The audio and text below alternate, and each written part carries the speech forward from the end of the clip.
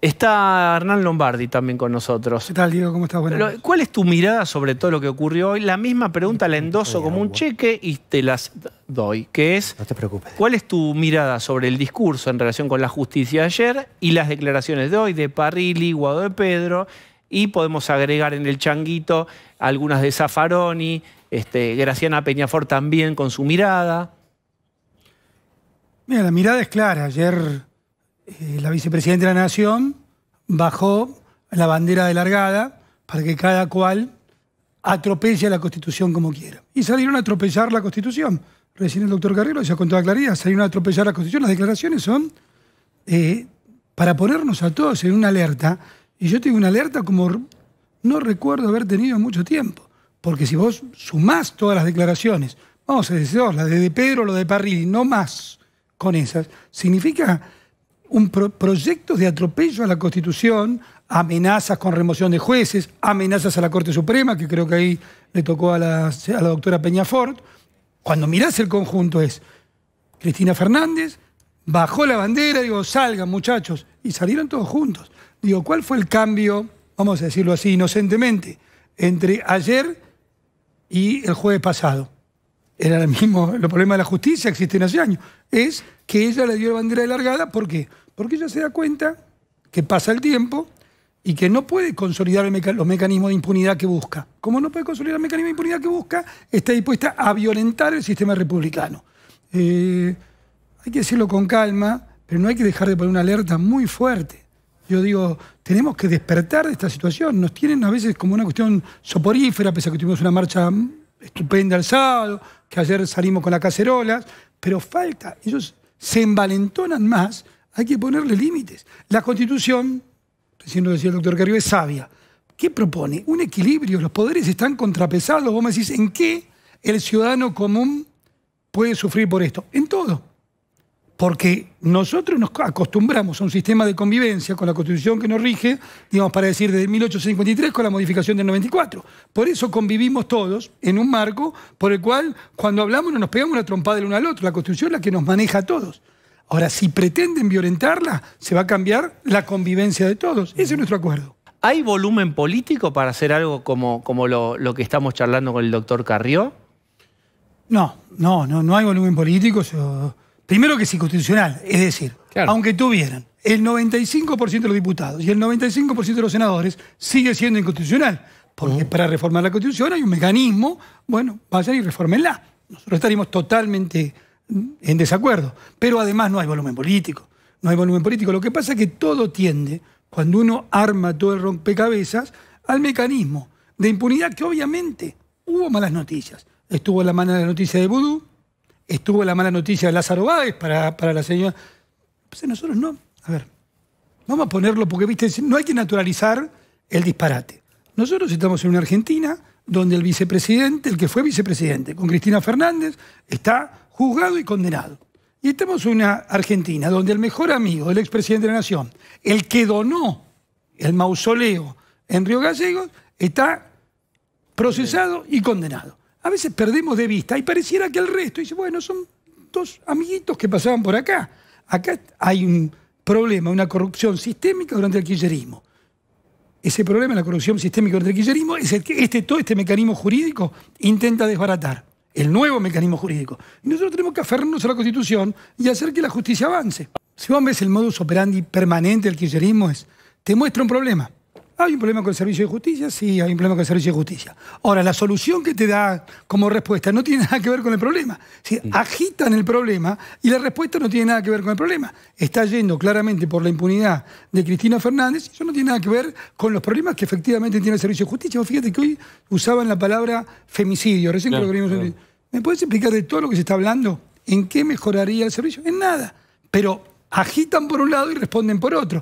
Es tan habitual esto, nos ha pasado tantas veces que uno tiene que poner alerta sobre lo que está pasando. Claro, de nuevo, cacarean por un lado y ponen el huevo por otro. Las repúblicas modernas, con su división de poderes, es lo que permite que exista una economía de mercado y una economía capitalista. Nadie invierte en un lugar si no tenés una justicia independiente. Vos irías a invertir en cualquier país del mundo si no tenés un juez que razonablemente sea independiente, o vas a estar dispuesto a estar sujeto al poder de turno, al soberano de turno, al príncipe de turno. Entonces digo, no subestimemos la importancia brutal que tiene tener un mal servicio de justicia en un funcionamiento normal de la economía. Es decir, no son sucesos independientes, van uno de la mano del otro. Y el daño que hace que el propio gobierno esté hablando hacia el mundo de lo mal que funciona la justicia en Argentina como si fuera una cosa natural. Sí.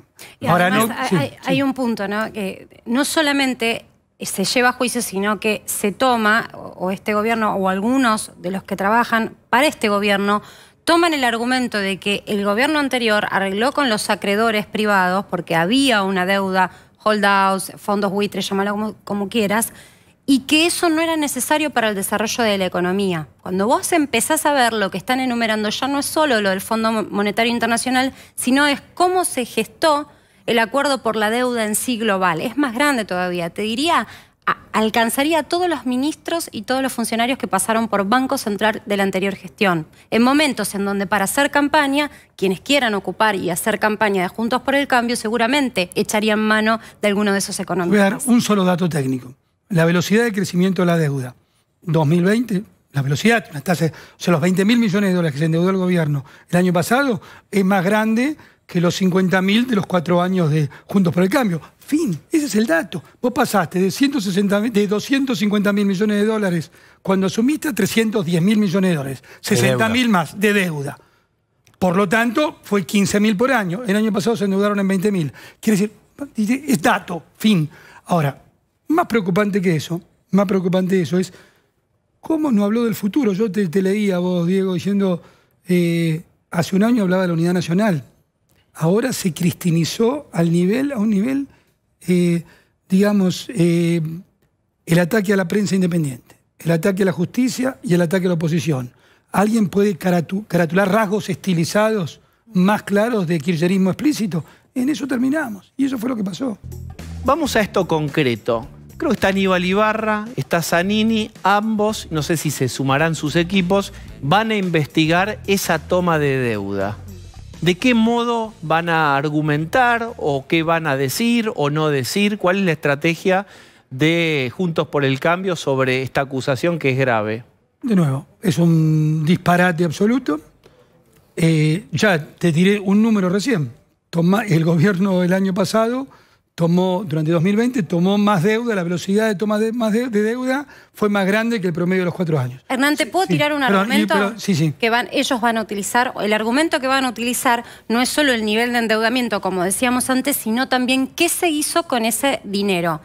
Lo que argumentan es, usaron el dinero para en realidad favorecer a amigos del mercado financiero y generar una fuga de divisas. Que ese dinero, cuando ellos entraron, no había quedado nada de los 45.000, 44.000 millones de dólares. Bueno, ese es el argumento. De nuevo, es una soncera primero. Primero, la deuda se genera porque hay déficit fiscal. Si no, no entendemos lo básico del problema. Cuando hay déficit fiscal, no tenés cómo pagar. ¿Qué haces? O generás deuda, interna o externa, o emitís. El gobierno, es opinable, el gobierno de Juntos por el Cambio tomó deuda porque diagnosticó el tema que emitir era muy malo. Este gobierno está usando muchos mecanismos, entre ellos emitiendo. Ahora, ¿te cabe alguna duda? Para tener alguna duda nomás, para poner una cifra podríamos poner muchas. Cambiaste lo que se llama deuda con el sector privado por deuda con el fondo. Cuando ves los números, el stock de deuda de, digamos, junio de 2018, al final del gobierno, es prácticamente el mismo. No aumentó la cantidad total de deuda. Lo que cambió fue el perfilamiento. Cambiaste deuda de bonos por deuda con el fondo. Esa es la verdad. Ustedes ven que con son los números, no. Después uno decir las decisiones políticas son opinables, pero esos son los números. Ahora, ustedes ven que con esto el gobierno quiere llevar que en este año, que es de campaña electoral, a confrontar con Juntos por el Cambio en los tribunales, a decir, bueno, ahora les toca. Porque una de las cuestiones que dice Cristina es, yo me desfilé todo este tiempo por los tribunales y a Macri no lo veo desfilar. ¿Ustedes creen que acá hay intención de verlo desfilar a Macri y a ministros de Economía de Cambiemos por los tribunales? A mí me parece que siempre está el intento de nivelar para abajo, de mostrar que somos todos lo mismo. Y nosotros no somos lo mismo. De hecho, hace 15 meses que asumió el gobierno y todavía no pudieron y han revisado, y está muy bien que revisen una y mil veces. No encontraron nada sustantivo, hay cosas, nada sustantivo. Ahora, nosotros no somos lo mismo, no tenemos nada que ver con ellos. Entonces, cuando no van por ese lado, evidentemente judicializan la política. Yo lo voy a decir con toda franqueza, yo también estuve en contra en su momento con la causa que tuvo de dólar futuro Cristina Fernández. Para mí judicializar la política está mal, son decisiones. ¿Cómo es la forma de decir una política es buena o mala? Con el voto. Judicializar las decisiones. Nunca me gustó la causa de dólar futuro que tuvo Cristina Fernández, pero las causas de Cristina Fernández no son de dólar futuro, son la causa de los bolsos de López, digamos, para ponerlo con nombre y apellido. Si bien los temas se van acumulando en la opinión pública, admitamos que en espesor unos pueden desplazar a los otros. Acá pasó como inadvertido que el segundo del actual ministro fue el que fue a vacunar a la casa, según investigación. Él fue a vacunar a la casa al doctor Duhalde. ¿Cómo entonces no sabía la actual ministra? Yo digo, yo insisto, pero lo digo de corazón, hay que darles un buen consejo hoy. Esto va a durar, todos sabemos que va a durar, va a durar. Estamos ya en marzo, se viene el invierno. Pongan a un ministro profesional, técnico, independiente, con una comisión chiquita, no con una grande, que audite el sistema de vacunación, porque si no, cuando llegue el invierno y no tengamos una buena porción de la gente vacunada, vamos a tener de nuevo una tragedia sanitaria. Y entonces, al desfalco ético más grande del 83 a la fecha, más o menos una tragedia sanitaria, cámbienla ya mismo. Yo sé, la nombraron hace una semana, pero nadie de lo que fue cómplice de este escándalo tiene que poder quedar ahí. Y es evidente que lo fue. Alguien puede pensar que la ministra, la entonces secretaria de Acceso a la Salud, no sabía qué hacía su segundo inmediato o en la oficina de al lado. Sí sabían, es el momento de cambiar. En ningún país del mundo se toman datos en locales partidarios. No existe.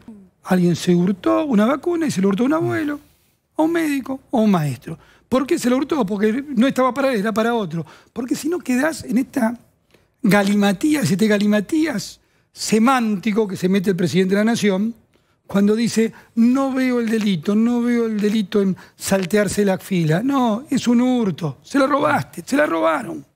Lombardi, gracias.